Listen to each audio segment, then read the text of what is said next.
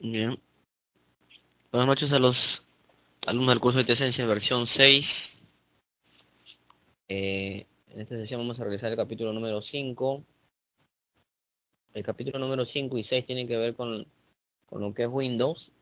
Este capítulo 5 es instalación de Windows y el capítulo 6 es configuración y administración. Vamos a ver aquí hasta el punto más o menos 5.2, ¿ya?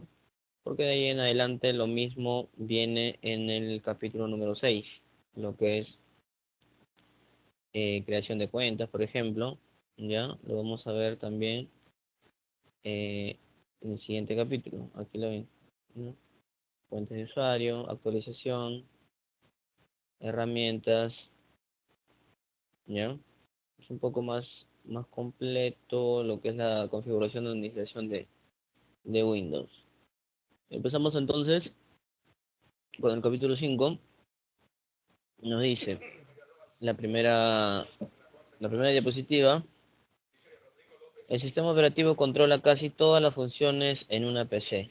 En este capítulo vamos a aprender sobre los componentes, las funciones y la terminología relacionada con los sistemas operativos que nos indican como Windows.8, 8.1, 7 y Windows Vista, el ya desaparecido.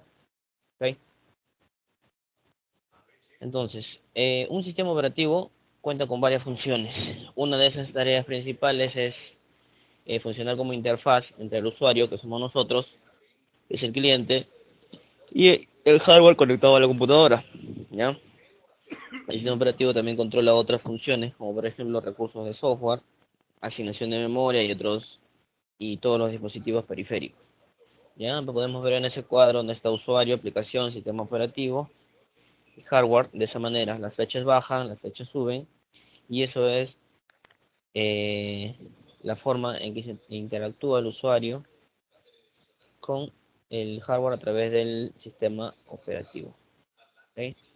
Nos dice, desde los relojes digitales hasta las computadoras, casi todas las computadoras necesitan un sistema operativo. Porque no solo de relojes, por los smartwatch, ¿no? Los teléfonos inteligentes. ¿Okay?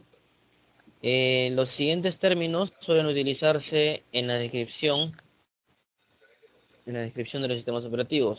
Multiusuario, que quiere decir que dos o más usuarios tienen cuentas individuales que les permiten trabajar con los programas y también con los dispositivos periféricos de forma simultánea. Multitarea, porque podemos ejecutar más de una tarea, como por ejemplo yo voy a abrir aquí mi reproductor Windows Media, ¿no? Y aparte estoy acá en mi cuenta de NetAcad, en mi plataforma de NetAcad, ¿ya? Puedo abrir también, me voy a mi PC, por ejemplo, explorador de archivos, abro un Word, abro un Excel, y esas son las multitareas que yo voy a realizar. En multiprocesamiento encontramos que el sistema operativo puede admitir dos o más unidades centrales de procesamiento, CPUs, ¿ya? Y en el subprocesamiento se puede dividir un programa en partes más pequeñas que se cargan tal como el sistema operativo lo necesite. ¿Ok? De esta manera, entonces, los cuatro términos que suelen utilizarse en la descripción de los sistemas operativos. Ya. Nos indican las funciones básicas de los sistemas operativos aquí. Uno, tenemos el acceso al hardware, por ejemplo. El sistema operativo, como ya lo indicamos, administra la interacción entre aplicaciones y el hardware. ¿Okay? Para tener acceso a cada componente de hardware y comunicarse con él, el sistema operativo utiliza un programa llamado controlador de dispositivo. Por ejemplo, yo doy clic a imprimir, ¿ok? Y voy a imprimir un documento en mi impresora, ya, pero para eso necesito el driver, el controlador del dispositivo de mi impresora, para yo con un clic, ya, mandar a imprimir ese documento, ¿ok? Reconoce también, por ejemplo, el proceso de plug and play que le explicamos la vez pasada, que simplemente es conectar un dispositivo periférico, conectar por ejemplo en el puerto USB una, una antena, un adaptador de cable, por ejemplo CRC, ya, al serial, entonces lo reconoce automáticamente. ¿ya? La administración de archivos y carpetas, segundo, el sistema operativo también crea una estructura de archivos en la unidad de disco duro para almacenar datos, ¿ok? Estos directorios alineados se conocen como subdirectorios, ¿ya? Y en Windows los directorios se denominan carpetas, subdirectorios o subcarpetas. En la interfaz de usuario vamos a encontrar dos interfaces. La CLI, que es la interfaz de línea de comandos, y la GUI, la interfaz gráfica de usuario. Esta es la primera, CLI, y esta es la segunda, GUI. Nosotros ahorita estamos con, por ejemplo, yo estoy con la GUI, ¿ya? Si voy a abrir una CLI sería mi CMD, ¿ok? Windows R, ejecutar, coloco CMD, por ejemplo, voy a crear una carpeta aquí, voy a ir, por ejemplo, a mi escritorio, ¿no? Voy a ir al desktop, que es mi escritorio, estoy en desktop, voy a mostrar lo que hay en desktop, aquí, y me parece si es Packet Tracer, por ejemplo, aquí lo tengo, de nuevo documento de texto, aquí lo tengo, en Power Zone Editor, aquí está, Santiago, que es un archivo que tengo por aquí, y cuatro archivos, nos dice de 442 bytes, etcétera, ¿ya? Si yo quiero crear, por ejemplo, una carpeta que se llame IT Essential, ¿ya? Lo creo y aquí está, ¿ya? Por ejemplo, quiero crear otra carpeta de nombre IT Essential versión 6, ¿ya? Ahí está. Entonces, antiguamente se hacía este uso del CLI, de la interfaz de línea de comandos. Si vamos a la historia, de repente ustedes han visto, o la programación, ¿no? En general de los sistemas operativos en un inicio era así, a través de una interfaz de línea de comandos, ¿ya? Para navegar, como si yo estuviera haciendo clic en cerrar, como si estuviera haciendo clic en abrir, ¿ya? De eso se trata. Entonces, y lo último, la administración de aplicaciones. El sistema operativo localiza una aplicación y la carga en la memoria RAM. Por ejemplo, vamos a revisar el administrador de tareas. Ya, aquí está mi memoria RAM. Aquí. Utilizando 2.18 GB hasta ahorita. Si yo quiero, por ejemplo, abrir un YouTube, vamos a abrir. Fíjense cómo va cargando. Yo tengo 2.46 y si abro otro por aquí, tengo 2.49. Si sigo abriendo más, 2.54 y sigo, ya voy en 2.60. Voy a llegar a 3, otro más y así. ¿Ok? Fíjense, ya llegué a 3, sí, uno más, ya está, llegué a 3. ¿Ok? De esta manera entonces va cargando mi, mi, mi RAM por cada aplicación que yo haga, por cada proceso que yo haga. Miren, ya bajó a donde estaba, 230. ¿Ok? Esas aplicaciones son programas de software como procesador de texto, base de datos, un Excel, por ejemplo, una hoja de cálculo y juegos, ¿ya? Este sistema operativo asigna recursos del sistema disponibles a las aplicaciones que se están ejecutando, ¿ok? En la arquitectura del procesador vamos a encontrar la arquitectura de 32 bits y 64 bits. Vamos a irnos al último de cada el último párrafo. Nos dice, los términos 32 bits y 64 bits se refieren a la cantidad de datos que la CPU de una computadora puede administrar.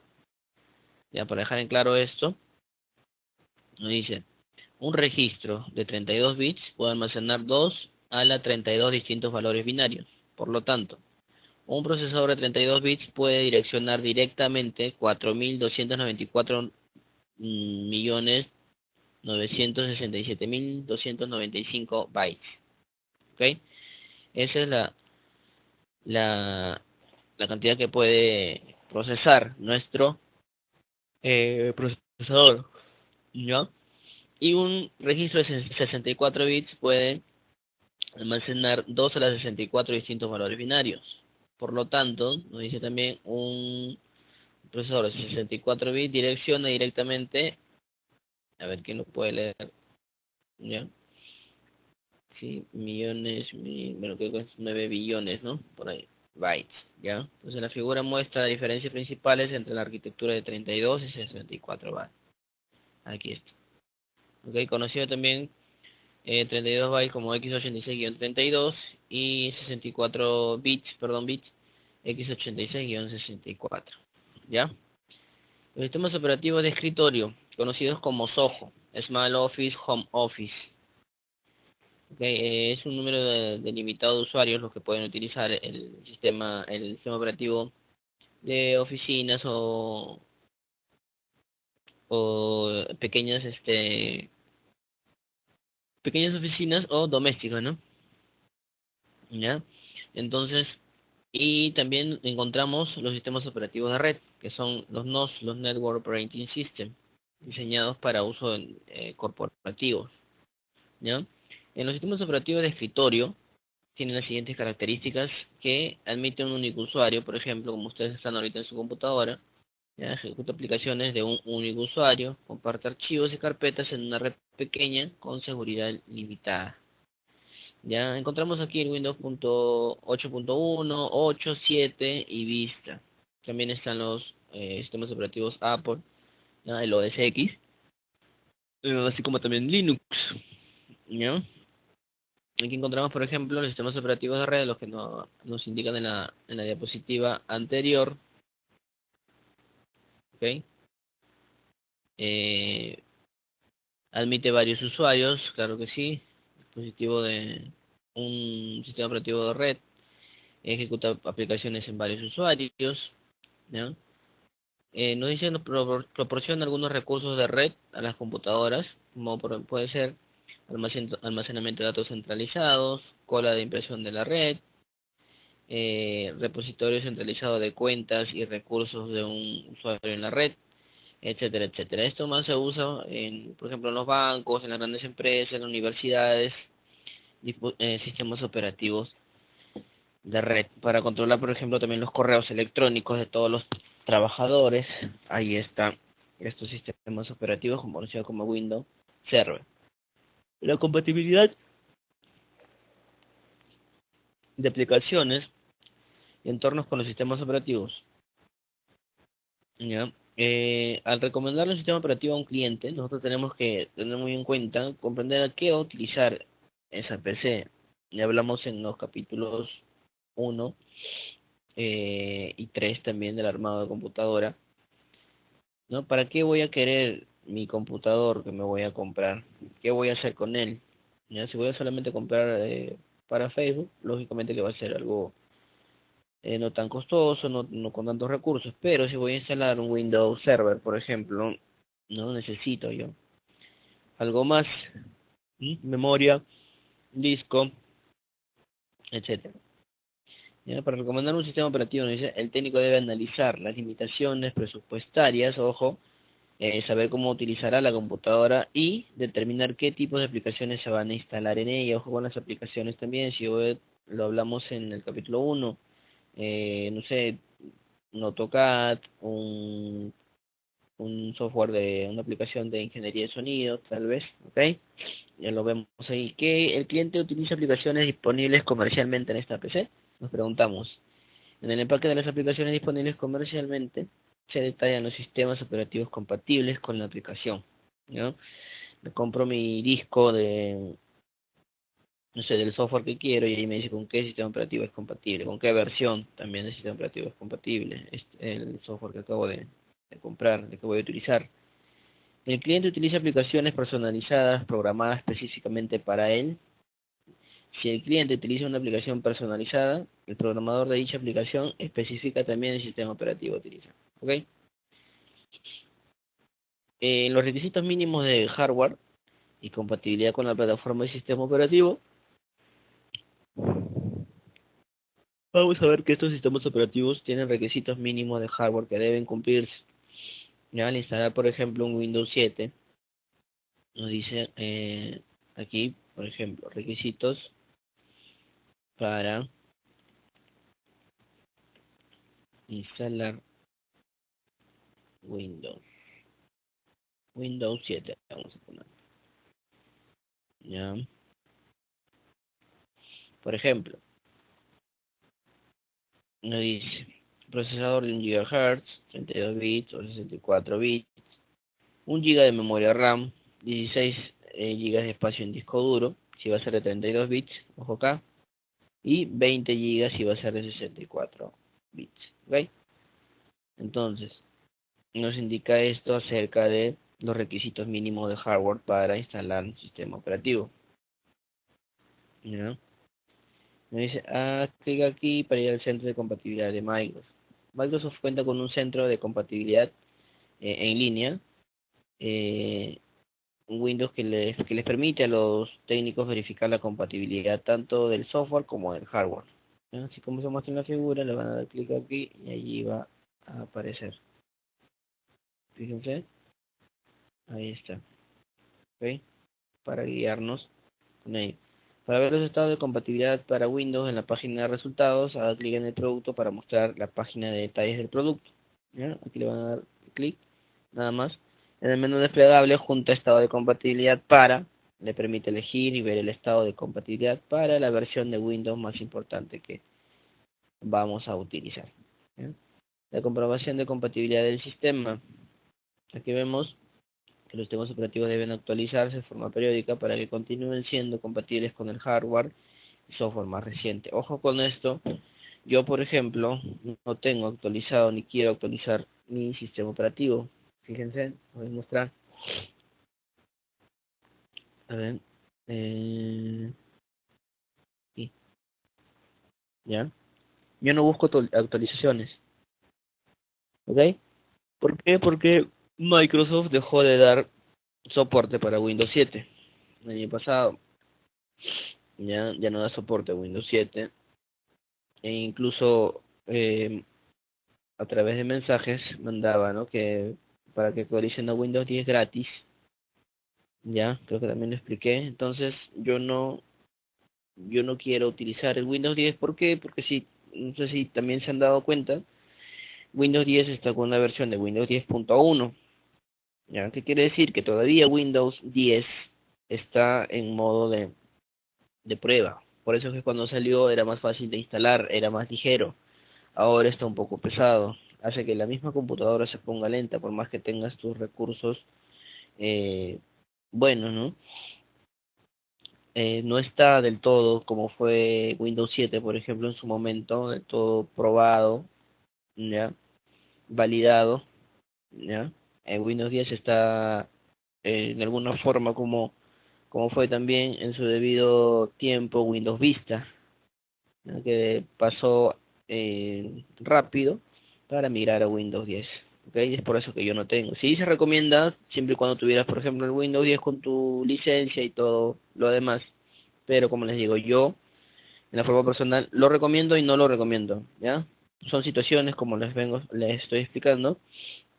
Yo no activo la actualización porque no hay actualizaciones, no hay parches ya para Windows 7. Los parches que se dan son los parches que siempre se han dado hasta su debido momento, que Microsoft ya no ha dado soporte. Entonces va a hacer lo mismo. Por el contrario, me va a llegar una actualización de repente para migrar de sistema operativo, lo cual, como yo también les expliqué el por qué, no quiero todavía migrar, ¿ok? En la migración de datos, cada que hagamos una instalación nueva, por ejemplo, hay que tener en cuenta de migrar los datos, pasarlos a un disco duro externo, ya, tener una copia de respaldo, un backup siempre, ¿ok? Para poder guardar la información, para poder guardar la data y no llegue a ocurrir nada malo. O, o si llega a ocurrir algo, eh, pues ya tengo la data salvada. Bueno, tipo de dispositivos de almacenamiento. Vamos a encontrarnos con nuestro amigo aquí, el disco duro, ¿ya? Nos dice, es posible que deba realizar una instalación limpia de un sistema operativo. Realice una instalación limpia en las siguientes situaciones. Cuando una PC pasa de un empleado a otro, por ejemplo. Cuando el sistema operativo está dañado o cuando se reemplaza el disco duro principal en una PC. Ya, vamos a encontrar aquí el eje del actuador. Ya, sostiene el brazo del actuador y actúa como punto de rotación. Aquí lo vemos. El brazo del actuador es este que vemos acá. ¿Ya? Sostiene el cabezal, el de escritura y lo mueve entre las pistas del plato. Vamos a ver las pistas ahorita también. El eje, que sostiene los platos y los hace girar. Los platos y discos cubiertos con medios magnéticos. Ahorita lo vemos. Entonces, la instalación del arranque inicial de un sistema operativo se conoce como configuración del sistema operativo. ¿Ya? Si bien es posible instalar un sistema operativo por medio de una red, desde un servidor o desde un disco duro local, el método de instalación más común en un hogar o una pequeña empresa es a través de CDs o DVDs, en este caso también, ahora USBs. ¿Ya? Las unidades de disco duro, HDD, conocidas como HDD, Hard Disk Drive, perdón, se consideran tecnologías antiguas. Estas unidades son todavía comunes, varios lo usan en las computadoras modernas y se pueden utilizar para almacenar y recuperar datos, ¿ya? Pero ya son consideradas antiguas. Lo que encontramos ahora son discos duros basados en memoria flash, por ejemplo. Unidades flash, ¿ya? Que son las unidades flash USB, son una buena solución para guardar imágenes de instalación de sistema operativo, ¿no? Encontramos ahora unidades flash USB de 64, de 128 GB que se puede comparar con un disco duro, ¿ya? Las unidades de estado sólido, las que están de moda, las que están en la actualidad en el mercado, ¿ok? Una alternativa a los discos duros pasados, ¿no? Estos discos que emplean tecnología de memoria flash, como les digo, como dice el título, de alto rendimiento para alcanzar el almacenamiento rápido de datos sin las partes móviles, como vemos acá, del disco duro antiguo. También hay discos híbridos, SSHD, por ejemplo, un poco menos costosa que las de disco duro disco estado sólido, ¿ya? Y combinan pues el disco estado sólido con el precio bajo de los discos duros antiguos, ¿ya? Uniendo ambas tecnologías en el mismo paquete.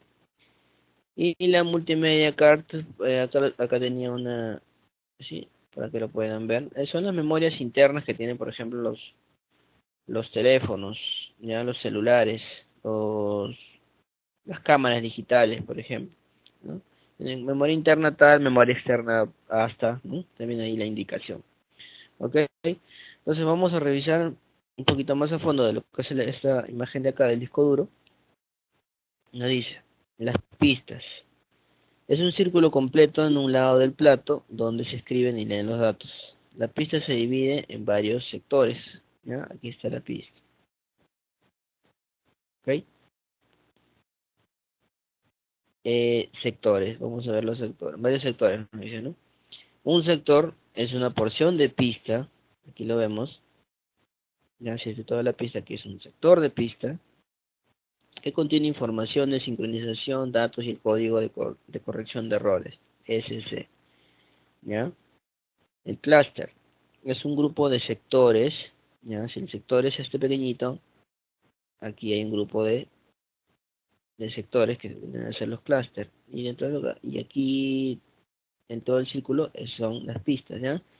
Entonces es un grupo de sectores color verde asignados para almacenar datos. El sistema de archivos asigna clusters para almacenamiento porque la mayoría de los archivos son más grandes que un sector, obviamente, ¿ya? Vamos entonces con el cilindro, es donde se alinean las pistas entre sí, aquí lo vemos, ¿ya? Por encima y debajo en muchos platos, ¿ya? El espacio entre sectores, lo vemos, aquí está un sector y aquí está un espacio entre sectores. El espacio entre las pistas, que lo vemos acá, tiene un encabezado, datos y el tráiler. ¿Ya? Define estos límites entre las pistas. ¿Ok? Información de sincronización. Aquí encontramos son los datos que utiliza la unidad del controlador para ayudar con el almacenamiento de datos aquí dentro del espacio entre las pistas. El código de corrección de errores, que ayuda a verificar que los datos en el sector se escribieron correctamente. ¿Ya? Entonces, vamos a ver la creación de particiones del disco duro. Una pequeña lectura aquí para poder comprender un poco mejor, ¿ya? Los discos duros yo lo voy a cortar a resumir, pero ustedes léanlo de forma completa, ¿ya? Los discos duros se dividen en áreas denominadas particiones, ¿ok? Cada partición es una unidad lógica de almacenamiento que puede formatear para almacenar información como archivos, aplicaciones, ¿ya? Si imaginamos un disco duro como un armario de madera, de las particiones serían los estantes, por ejemplo. Durante el proceso de instalación, la mayoría de los sistemas operativos crean particiones del espacio disponible en el disco duro y lo formatean en forma automática. Y sabemos que formatear es dar un formato, no por así decirlo, formato a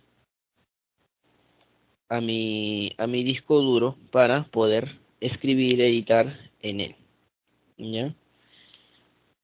Entonces, la división de una unidad es un proceso sencillo, pero para garantizar un arranque exitoso, el firmware, ojo con esto, debe conocer qué disco y qué partición del disco posee en cada sistema operativo, ¿ya? El BIOS, que ya lo vimos, el tema básico de entrada y salida, y el firmware, y el UEFI, perdón, ya la interfaz unificada sensible firmware, son dos tipos de firmware, ¿ya? Ojo con esta palabrita, utilizados en las computadoras personales. El BIOS es una tecnología antigua y el UEFI es más moderno. El UEFI aborda muchas de las deficiencias que había en BIOS, ¿ya? Y como dato, a partir del 2015 las placas madre en las computadoras personales modernas suministran únicamente UEFI, o sea, hace 3 años, ¿ya? Hasta ahí entonces con estos conceptos vamos a ir un poco más abajo, ¿ya? Un sistema operativo se almacena en una partición de disco y un disco con particiones múltiples puede almacenar sistemas operativos múltiples, ¿ok? El esquema de la partición tiene influencia directa en la ubicación de los sistemas operativos de un disco duro. Encontrar e iniciar el sistema operativo es una de las responsabilidades del firmware de la computadora, ¿ok? Ojo, aquí lo sombreo. Encontrar e iniciar el sistema operativo es una de las responsabilidades del firmware de la computadora, ¿ya? El esquema de la partición es muy importante para el firmware, ¿ya? El esquema de la partición es muy importante para el firmware. Vamos a ver el esquema. Dos de los estándares de esquemas de partición más populares son MBR y GPT, ¿ok? Lo vemos entonces. Registro de arranque maestro, MBR. Contiene información sobre cómo se organizan las particiones en el disco duro. El MBR contiene 512 bytes de longitud y contiene el cargador de arranque, un programa ejecutable que permite al usuario elegir entre varios sistemas operativos, ¿ya? Este MBR se ha convertido en el estándar de hecho, pero tiene limitaciones que debieron abordarse. MBR también se suele utilizar en las computadoras con firmware basado en BIOS, o sea, las antiguas, ¿ok? La tabla de partición GUID. Aquí vamos a encontrar al siguiente esquema, ¿ya? Esquema de partición. También diseñado, ¿no? Dice, como un estándar del esquema de la tabla de control para las unidades de disco duro. Identificador único global, GUID. Tabla de partición global, GPT. ¿Ok? Hace uso de varias técnicas modernas para expandir el esquema de partición MBR más antiguo. Para expandirlo, ojo. El GPT se suele utilizar en las computadoras de firmware de UEFI, las del 2015 para adelante, las modernas, ¿ok? La mayoría de los sistemas operativos modernos ahora admiten lo que es GPT, ¿ya? La figura muestra una comparación entre MBR y GPT, lo vemos acá, claro que sí. Por ejemplo, máximo de 4 particiones primarias, con GPT máximo de 128 particiones primarias. Ahora vayamos a ver qué es la partición primaria. El proceso y los términos relacionados con la configuración del disco duro lo vemos por las particiones. La partición primaria, por ejemplo, contiene los archivos del sistema operativo y por lo general es la primera partición, ¿ya? Estas particiones primarias no se pueden subdividir para nada en secciones más pequeñas, ¿ok? En un disco particionado GPT, todas las particiones son primarias. En un disco particionado MBR, puede haber un máximo de 4 particiones primarias, ¿ya? Voy a entrar, a ver, para que puedan ver mi disco duro ustedes. Aquí, ¿ya?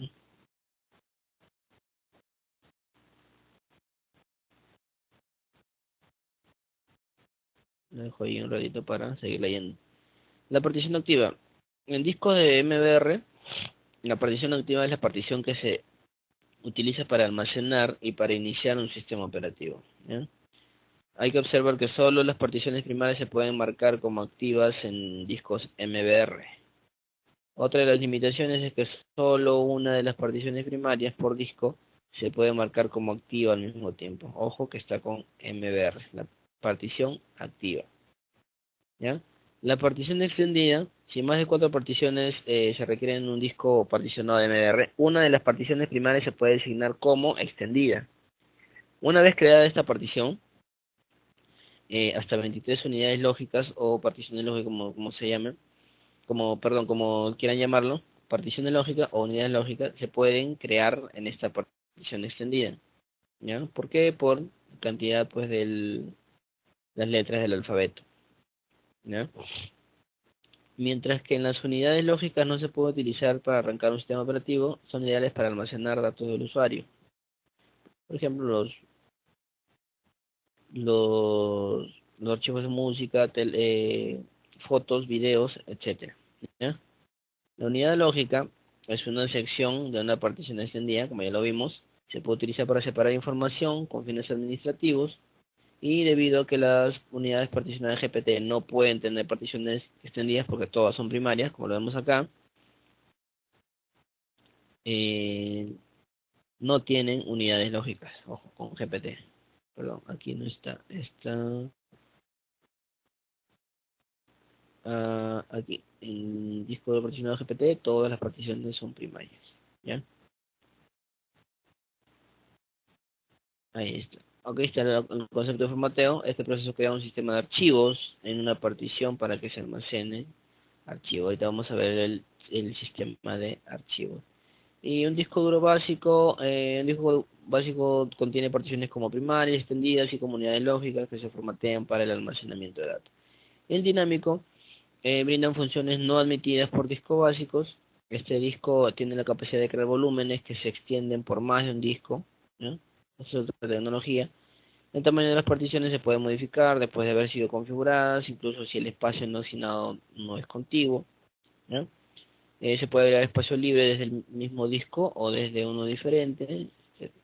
Una vez que se extiende una partición, no se puede reducir sin eliminar la partición por completo, ¿ya? MBR o GPT se pueden utilizar como esquema de partición de los discos dinámicos, ¿ya? Entonces vamos a ver este disco que tengo yo aquí. Lo hemos reservado para el sistema. A ver, déjenme ver propiedades. A ver,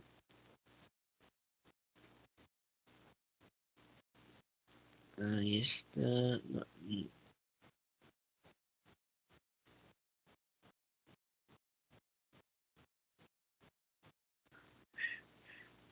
ahí está mi disco. Lo que tengo aquí es un MBR, por ejemplo. Lo que está aquí. A ver, a ver. No, ya. Esa es una partición primaria, la que está aquí con letra C. Mi partición extendida de color verde aquí. Y dentro de ella tengo mi unidad lógica. Espacio libre no tengo. Está todo ocupado. Déjenme revisar un momento. Quiero mostrarles algo por aquí. A ver, permítanme.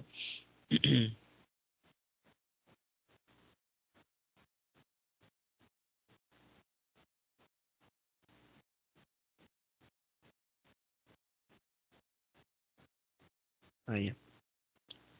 Aquí está. Permítanme. En propiedades, lo que tengo acá. El primero no está reservado por el sistema. Me voy a ir a hardware. En volúmenes. Aquí en volúmenes. Voy a rellenar. Y me dice estilo de partición. Registro de arranque maestro. MBR. Ya, lo que yo tengo aquí es un MBR. Un poco antiguo. Ok, de esta manera entonces vemos. Ya le mostré entonces la partición primaria. Aquí está. Ya, aquí la vemos, miren. Arranque de archivo, ¿no? De archivo de paginación. Partición primaria. En la extendida. Dentro tengo una extendida y dentro una unidad lógica. ¿Ya? Verificamos entonces de esta manera. Actividades para que ustedes puedan rellenar. El sistema de archivos, claro, también aquí es lo que les iba a mostrar. Vamos a leer también un poco más. La instalación de este sistema operativo, por ejemplo, que está ahí en la pantalla, se realiza como si el disco fuese nuevo. No se conserva nada de la información que existía o que exista en ese momento en el disco duro. La primera fase del proceso de instalación consta de la creación de particiones y formateo del disco duro. Ya hemos visto las particiones. Ahorita he visto cómo está particionado, por ejemplo, en mi disco duro. ¿Ya? El sistema de archivos proporciona la estructura de directorios que organiza los archivos del sistema operativo, aplicaciones, configuración y otros datos del usuario. Existen varios tipos de sistemas de archivos y cada uno cuenta con distinta estructura y lógica. Los diferentes sistemas de archivo también difieren en las propiedades de velocidad, flexibilidad, seguridad, tamaño y otras cosas más. Entonces, revisamos el sistema de archivos FAT32, sistema tabla de asignación de archivos de 32 bits, ¿ya? Admite, nos dice particiones de hasta 2 terabytes o 2048 gigabytes, ¿ya? Ese sistema se utiliza en Windows 7, se utilizaba en Windows XP, Windows XP y versiones de sistemas operativos anteriores. El segundo es el sistema de archivos de nueva tecnología, conocido como NTFS. En teoría admite particiones de hasta 16 exabytes, ¿ya? O sea, un montón. Incorpora las funciones de seguridad del sistema de archivos y atributos extendidos. Windows 8, 7 y Vista crean una partición de forma automática, utilizando todo el disco duro. Si el usuario no crea particiones personalizadas por medio de la opción nuevo, como se muestra en la figura, aquí, new, está deshabilitado, ¿ya? El sistema formatea la partición y comienza a instalar Windows. Aquí está new, ¿no? Mírenlo. Si el usuario crea una partición, puede determinar el tamaño de esta. En XFAT64, creado para subsanar a FAT32 y NTFS, ¿ya? Presentes al formatear unidades flash USB, por ejemplo, como tamaño de archivo y directorio. Una de las principales ventajas de exFAT es que puede emitir archivos mayores a 4 GB. Ojo con que se están presentes para formatear unidades flash USB. El sistema de archivos de disco compacto también para los discos, las unidades ópticas. El NFS, que es un sistema de archivos con base en la red que permite el acceso de archivo en la red, al archivo en la red, ¿ya? NFS es un estándar abierto que permite que nadie lo implemente, ¿ya? Entonces, eso es lo que es el sistema de archivos. Una comparación de formateo rápido y formateo completo nos indica también aquí la plataforma. El formateo rápido elimina archivos de la partición, pero no examina el disco en busca de sectores defectuosos. Por ende, de los sectores, ¿ya? Acuérdense de los sectores. no revisa, perdón, no revisa los sectores defectuosos. El proceso de examinar un disco en busca de sectores defectuosos puede prevenir una futura pérdida de datos, pero no lo hace el formateo rápido. Por ello, no utilice el formateo rápido, nos indica para discos que hayan sido formateados, ¿no?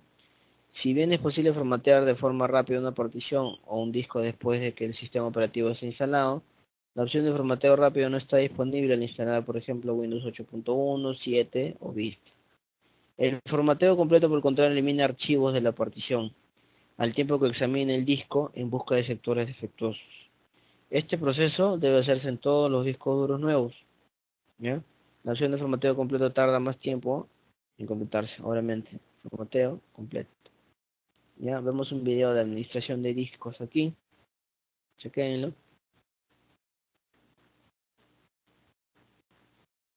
A ver, ahí está. Instalación del sistema operativo con configuración predeterminada, ¿no? Vamos revisando el proceso de cómo se va instalando Windows 8.1 en este caso, ¿no? Dispositivo por diapositiva, de esta manera se va a instalar. En la práctica de laboratorio, en la que vamos a revisar para que ustedes puedan guiarse de cómo se va instalando, por ejemplo, Windows 7 en este caso. Nos dice, ¿no? Insertamos el DVD de Windows 7, la unidad, tal. Arrancamos el CD, presionamos cualquier tecla y empieza a cargar, ¿ya? De esta manera. En cada uno, ya les dije también, en cada uno de los capítulos aparecen este tipo de prácticas de laboratorio, actividades, son guías, más que nada son guías, para que ustedes puedan verificar, revisar ahí cómo es la instalación. Por ejemplo, de aquí ya viene Windows Vista, ¿ya? En la otra pestaña está lo que es Windows 8, instalación de Windows 8, fíjense, ¿ya? Eso también pueden imprimirlo para que ustedes lo tengan aparte, para que lo puedan utilizar y puedan practicarlo.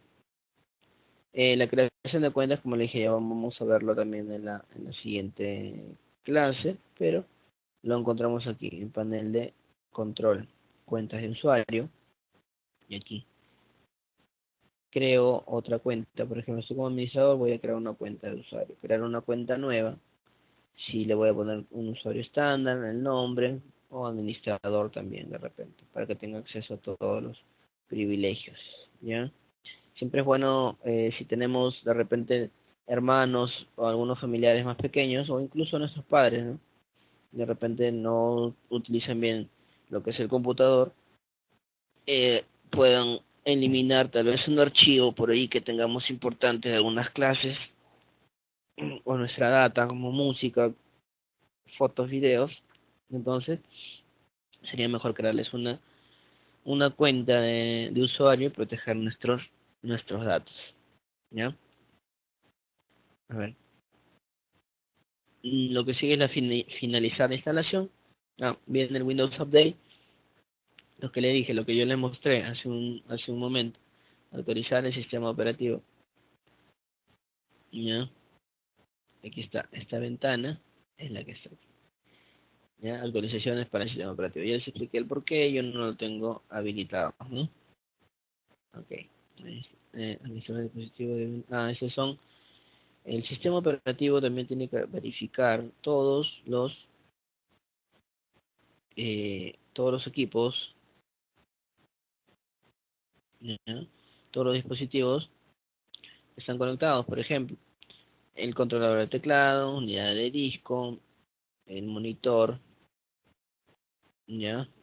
Y adaptador de red por el cual yo tengo internet, ¿ok? El controlador de sonido también controla el disco duro, todos mis dispositivos. Ahí está, el dispositivo en Windows 7 y aquí en Windows 8. Acá hay otra práctica para que puedan revisarla.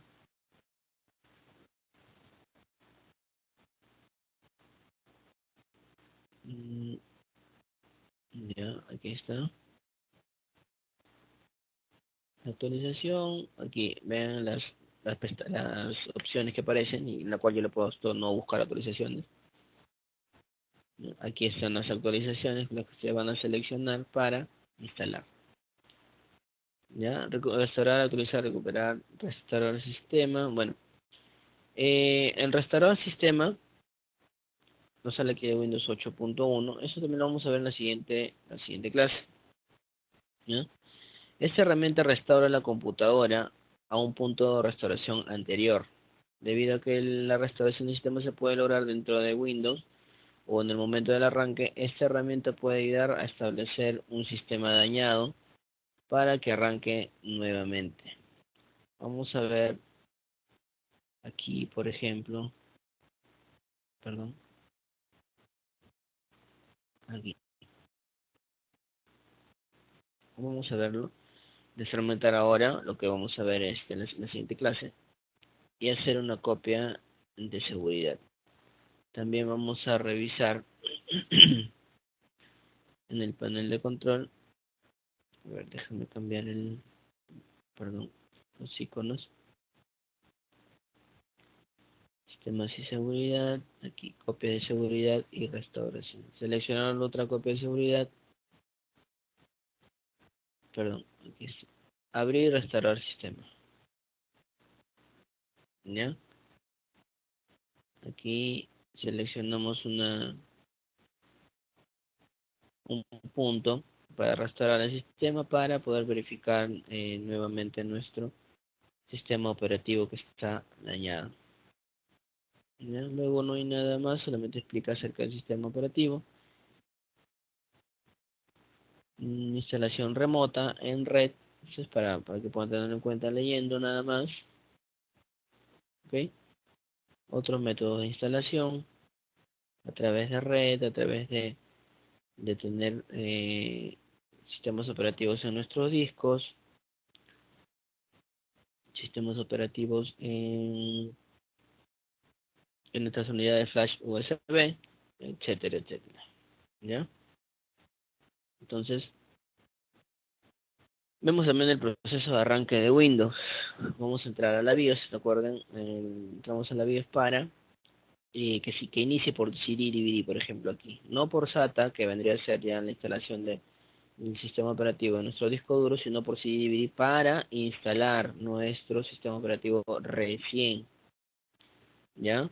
Entonces, el proceso de arranque de Windows nos dice: para iniciar el proceso de arranque, enciende la PC. Esto se denomina arranque en frío. Cuando la PC esté encendida, realice un diagnóstico de encender el post, que ya lo hablamos. También, una vez que finalice el post, el BIOS ubica y lee la configuración almacenada en la memoria CMOS. La prioridad del dispositivo de arranque, como se muestra en la figura, es el orden en el que se comprueban los dispositivos para ubicar la partición de arranque. ¿Cuál es la partición de arranque? El MBR, el GPT. ¿Ok? Modo de inicio también nos indica, presionamos la tecla F8 cuando estamos iniciando, o si es que se apagó la computadora también puede aparecer allí. Se apagó de la nada, ¿sí? Jalé el cable, se fue la luz, etcétera, etcétera. Nos muestra modos, por ejemplo, modo seguro, que es un modo de diagnóstico utilizado para resolver problemas de Windows y de inicio de Windows, ¿ya? Lo voy a iniciar de nuevo porque se apagó mi computadora sin que yo quisiera, entonces lo verifico allí. Si tengo que descargar algún driver, de repente entro en modo seguro con funciones de red, ¿ya? Y en el modo seguro con símbolo del sistema, inicia Windows y carga el símbolo del sistema en lugar de la GUI, ¿no? Y la última configuración válida conocida va a cargar la configuración utilizada la última vez que Windows se inició correctamente. Esto se logra al acceder a una copia del registro que se crea con este propósito. Aquí lo vemos. ¿Ya? Indicaciones que nos dan para tener en cuenta, para leerlo. Por favor, el arranque múltiple a la administración de discos, que ya lo hemos visto, nos indica las particiones primarias, las extendidas, las lógicas, nada más. ¿Ya? Y luego las particiones. Para reducir el volumen, para aumentar volumen, por ejemplo, vamos a entrar otra vez aquí a mi disco. Ahí está, miren, reducir volumen, está calculando. Me recomienda también cuánto debo yo de reducir, por ejemplo.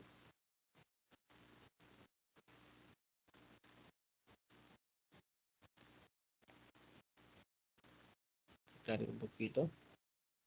Ahí está. Me recomienda a reducir. Mire, tamaño total de antes de la reducción. Espacio disponible para la reducción, tanto. Tamaño del espacio que desea reducir, tanto.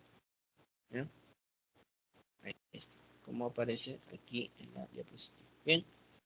Entonces, hasta aquí ya solamente hay videos de partición de discos, video de replicación de unidades, video de la creación de una partición, una práctica de laboratorio también, para que ustedes puedan guiarse y revisar uno por uno. ¿Ya?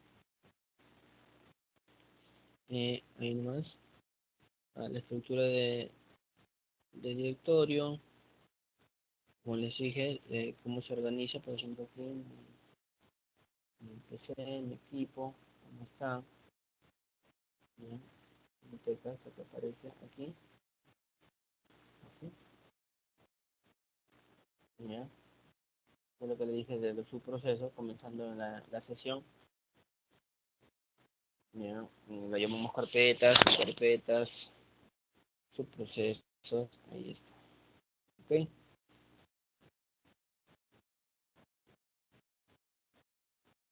Aquí también viene lo mismo, en C, por ejemplo, encuentro aquí, biblioteca, imágenes, música, todo, ¿ya? Solo para el extensiones y atributos de archivo, cada archivo, por ejemplo, tiene sus atributos de ocultar, de ponerle seguridad. Por ejemplo, en las carpetas que yo había creado aquí, voy a propiedades, ocultar, o me voy a opciones avanzadas, ¿no? Imprimir contenido, cifrar contenido para proteger datos. Miren, fíjense, es cifrado, aunque a ustedes no aparezca, pero es una clave cifrada, me dice, ¿ya? En esta carpeta. Me voy a cancelar porque lo voy a eliminar. Entonces, cuando yo entro a un nuevo usuario, si es que creo otra cuenta de usuario, él no va a tener acceso a esta carpeta, ¿ya? Y también si quiero ocultarlo, pues oculto, va a quedar así. Y tengo configurado acá para que se oculten mis carpetas. Ya vamos a hacerla aparecer. Vamos a organizar aquí, en biblioteca, organizar, opciones de carpeta, ver, mostrar archivo, aceptar, perdón, ver, mostrar archivos, carpetas ocultas, aquí está, los que tengo también ocultos aquí, por ejemplo, Photoshop, antiguo, anteriores. Entonces voy a poner que ya no esté oculto. Yo al ocultar las demás carpetas,